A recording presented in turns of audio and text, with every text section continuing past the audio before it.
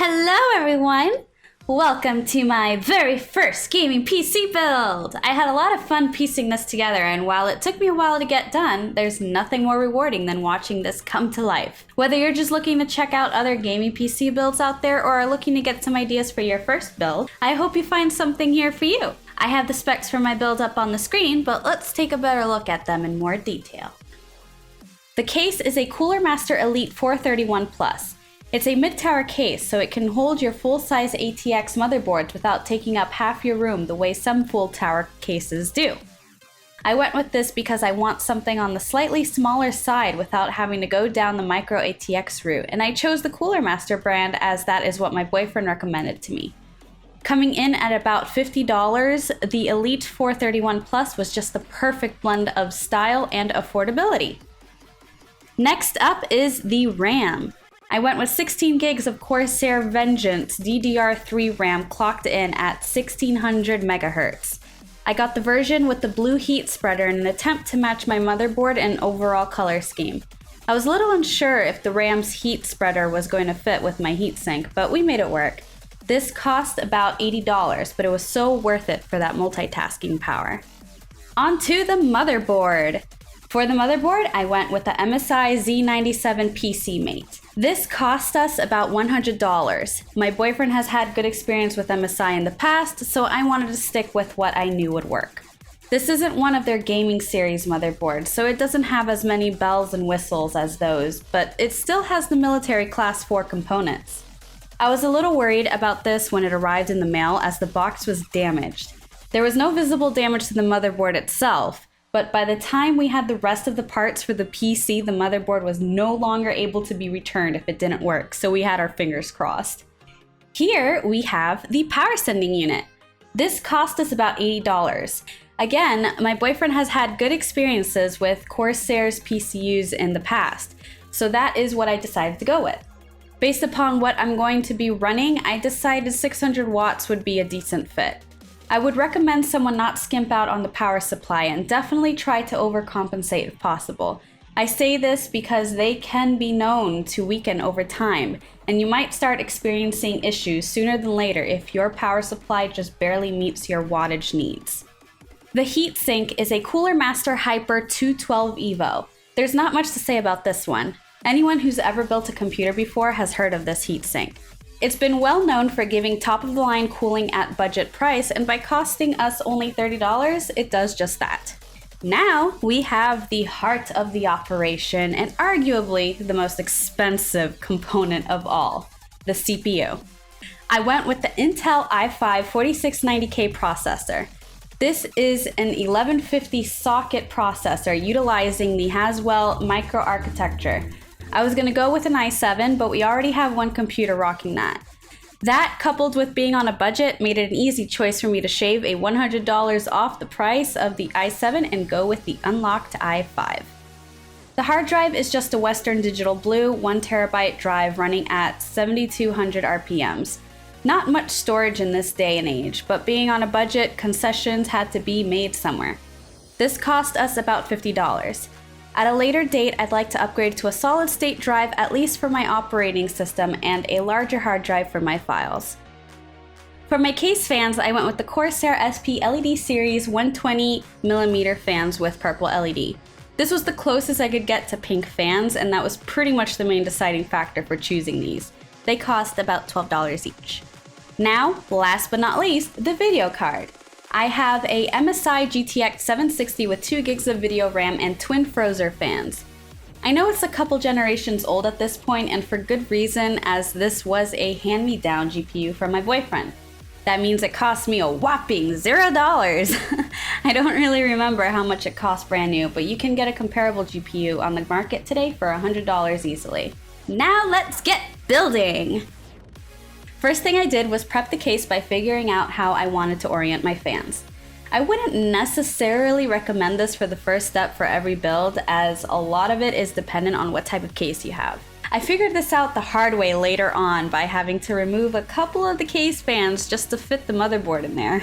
Oops. Putting in the fans are pretty straightforward. Righty-tighty, lefty-loosey, you know, that sort of thing.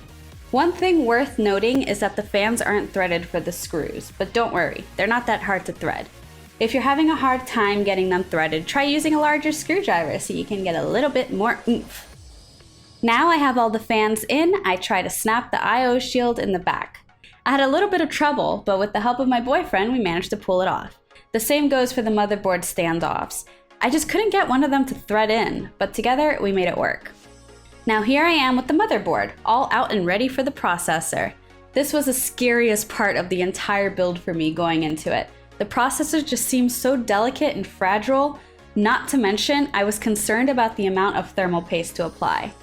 Overall, it dropped in with ease, although it was a little scary locking the CPU down with the bar, as it requires a little more force than I felt comfortable with.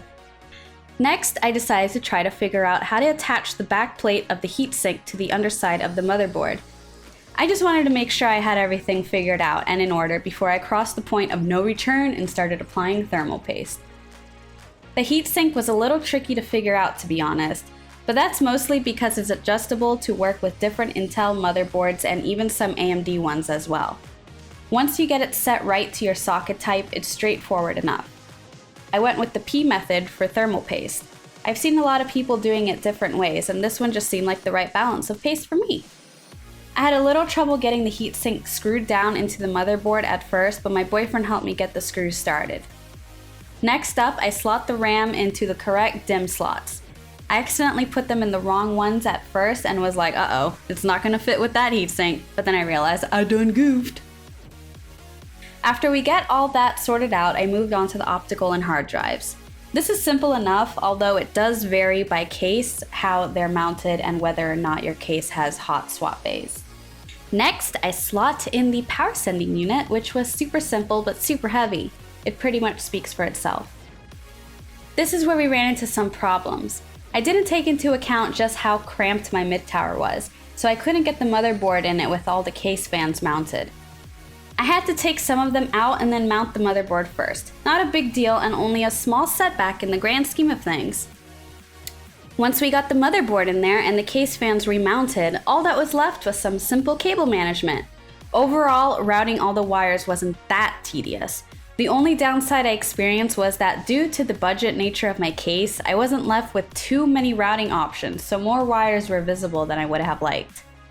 After I was finished getting most of the cable management out of the way, I simply slotted my nice hand-me-down GPU and voila, I was on my way.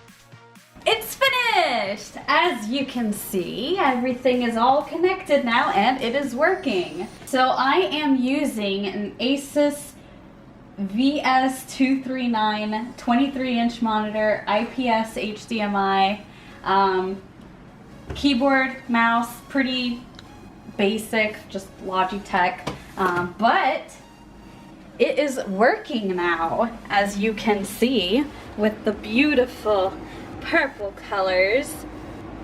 I love it. I did kind of run into an issue at first when I tried turning it on.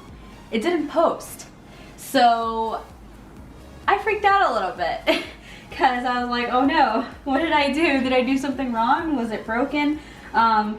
Like I told you before, the motherboard, when it got delivered, I guess it kind of got like banged up in the mail a little bit because it had like some like dents and stuff on the box, not on the motherboard.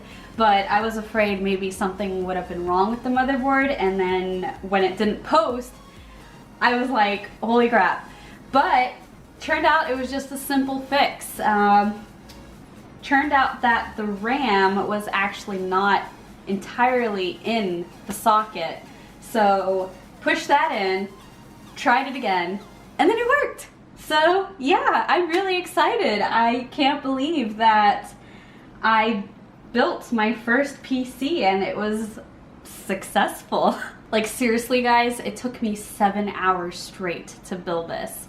It was like, I was so tired at the end of it. It was just like, it was a very crazy like experience. I didn't think it was even possible. But yeah, I'm really happy about it. And now that I have a PC, and Jacob has a PC, then that means we can do some co-op gaming. So expect to see more co-op content on the channel from now on. I do eventually want to upgrade the keyboard and the mouse, and I actually was thinking about maybe putting some like LED strips on the back of the desk and maybe some in the PC to make it shine a little bit more. But yeah, other than that, I am just really happy. I'm really proud of myself. I cannot believe that I actually pulled this off. Like, seriously, I am such a noob when it comes to like electronics and stuff, and the fact that I actually built this PC and it works, I'm just really proud. I'm really proud of myself. I feel very accomplished. So I just want to thank you guys for watching. I hope you guys enjoyed watching me build my first PC. And I will list all of the specs in the description below so you guys can check that out.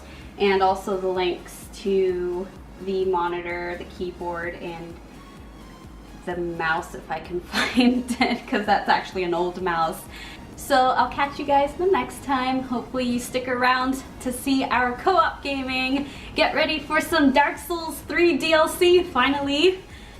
And see you guys in the next one. Bye!